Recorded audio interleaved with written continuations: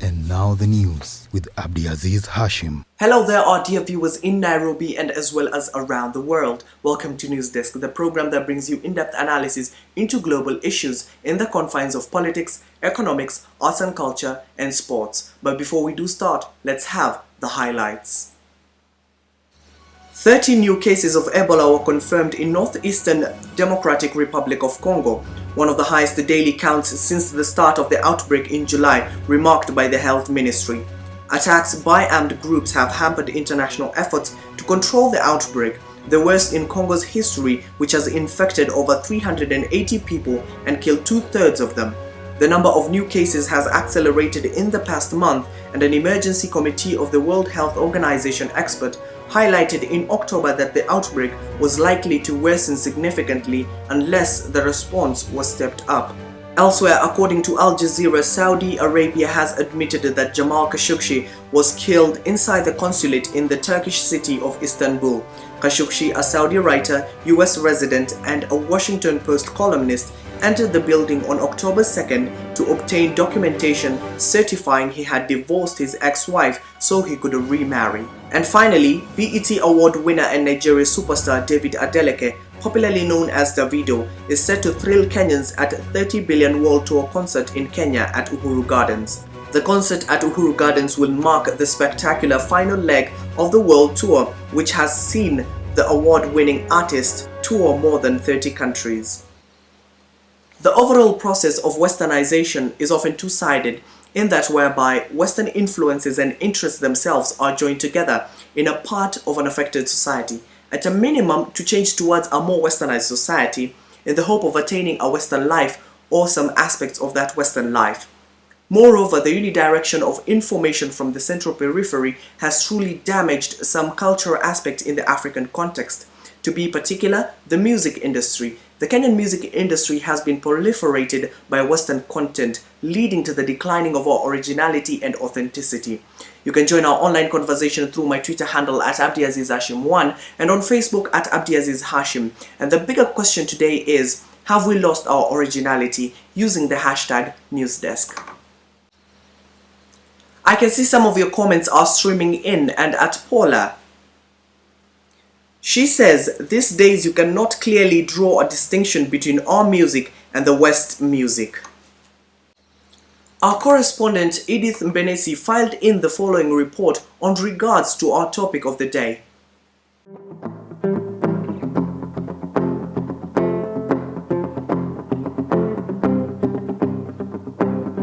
I don't know where to start.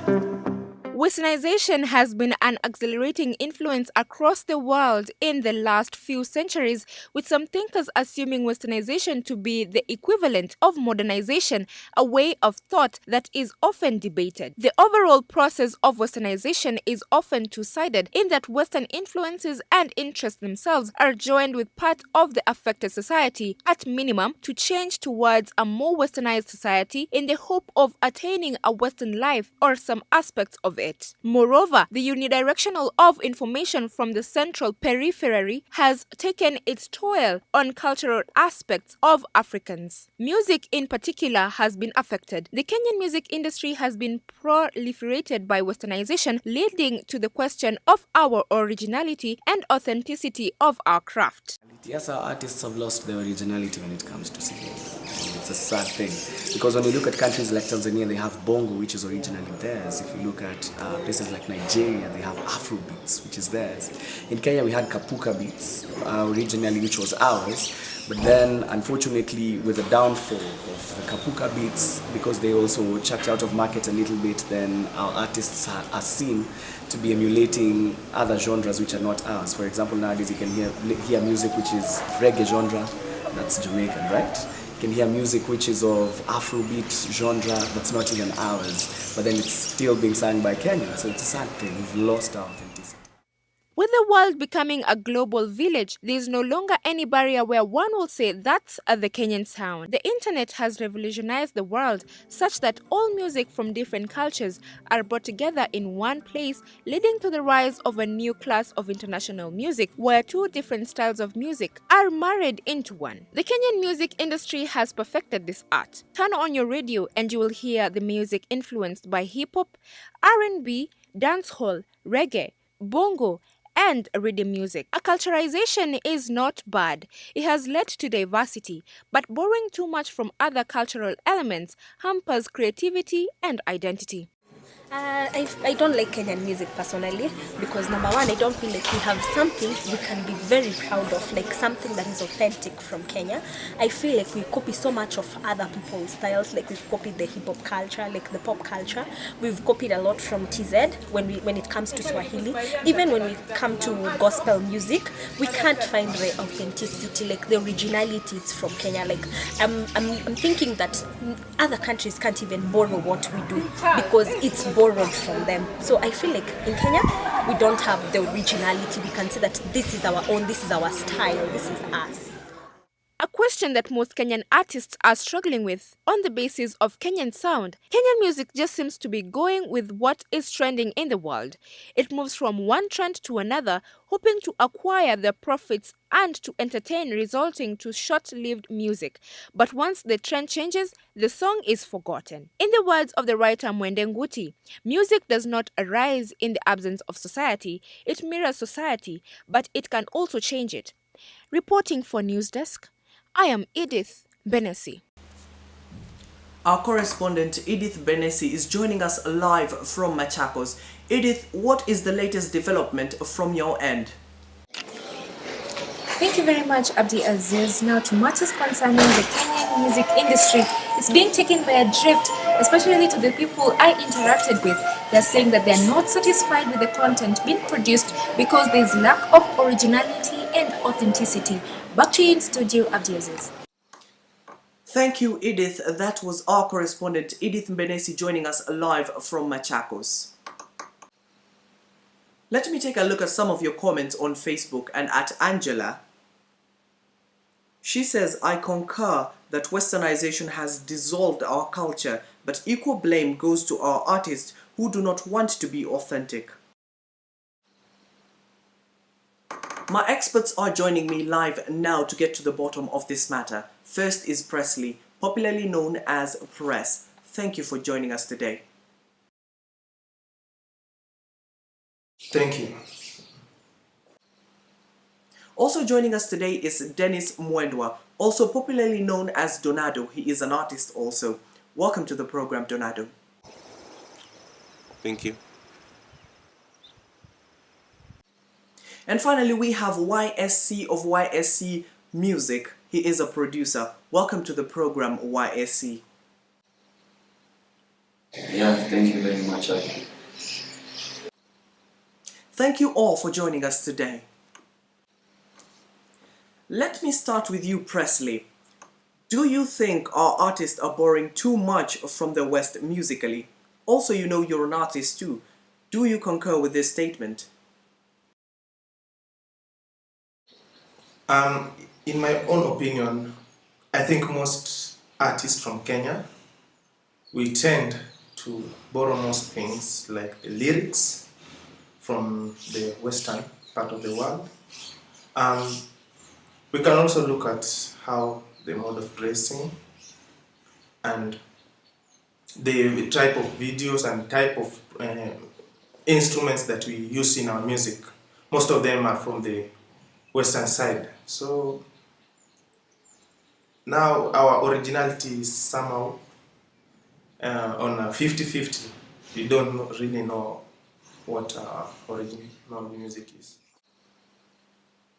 If that is the case, has this affected our industry?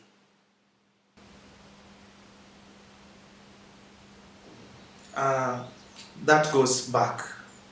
Our original music, our identity as a Kenyan music is no longer there. Countries like Nigeria, South Africa, they are well known with their music. They do music, most of their songs, they are from their native languages. Now, it will be easy for you to identify this type of music from Nigeria, it's from Congo, but when it comes to Kenya, now our music is just, okay, we don't know where we are. It's lost, our original. What recommendation can you give to avert such kinds of issues? Maybe the producer, what I think, maybe the producer, even not chasing you, because if he'll chase you to go back and write another lyrics because it's not the way he wants, he will be losing the market. So what I think he can do there is just to ask you or to make the beats maybe with your style, then he can at least put some instrumentals and the beats and everything the way they always put, maybe to taste, to make it feel more of an African, more of your, yeah, something like that. Let me also bring in Donado. Donado, on the same basis, do you think we are borrowing too much from the West when it comes to music content? I think, to be fair, first of all, before I judge the Kenyan industry, every part of the world is borrowing from the West. I think the West has set a level of standards in music or any form of entertainment that makes other people, makes other countries, makes other creative parties want to compete with them. So yes, my answer is yes. Kenyans are borrowing way too much. Actually, the sound, the content, the style of music is being borrowed. That is, being influenced by this artist is a different thing than putting it in a place where you're actually copying what they're doing. Yeah. Sorry to cut you short, Donado, and if so, has this affected our originality? I would say there's lack of originality, but at the same time, it's kind of contradictory because I'm the kind of person as well who has been influenced by these people, Michael Jackson, Beyonce, so many artists from the US who are based or called or known as international artists who have set standards for so many. But at the same time, as much as we are trying to set standards for ourselves or trying to compete with those standards that have been set for us, we have to maintain some level of originality. And that comes in question in terms of what we have already, which is none. We can't put any account on what kind of music we have in Kenya that defines our sound. Like Tanzania has bongo, Nigeria has the African sound, Afrobeat situation. They're putting in a situation, they have like an original layout on the direction of where they have been based, which is actually good because you find that they follow what they've been based, what they've been set for.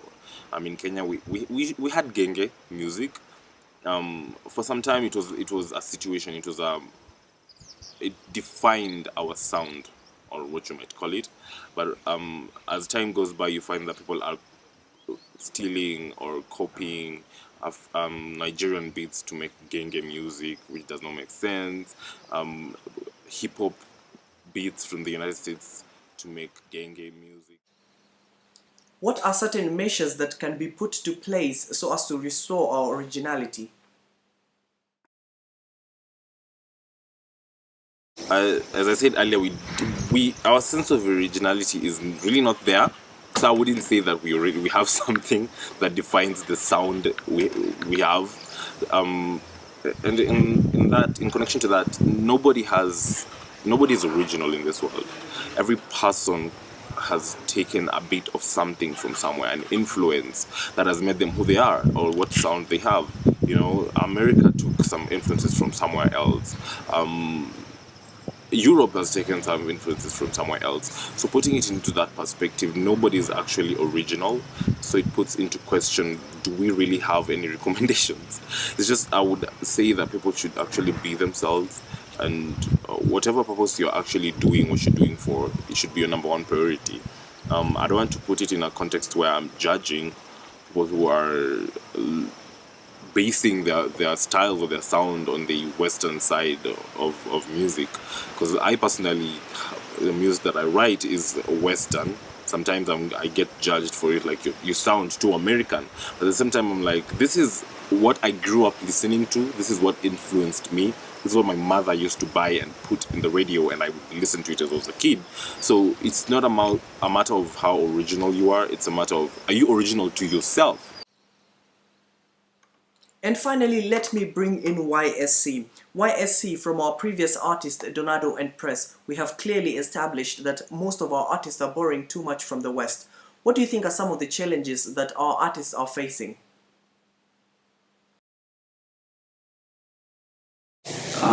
Yes, it does lessen the creativity of a Kenyan artist, because we fail to look at what's beautiful and what's appealing to our home, and we tend to look at what's appealing to the West.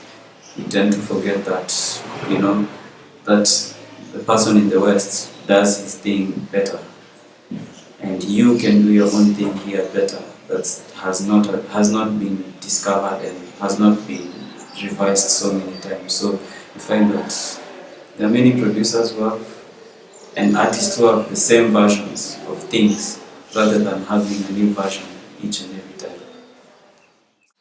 And finally, what advice can you give to some of these artists who are borrowing too much from the West musically? As a producer, first go out there, don't be afraid to experiment. You can even experiment with the West, but start from what you have. Build from what you have, and now you can take on and see who's around you, who's in the country, who's really doing and pushing their best to be themselves.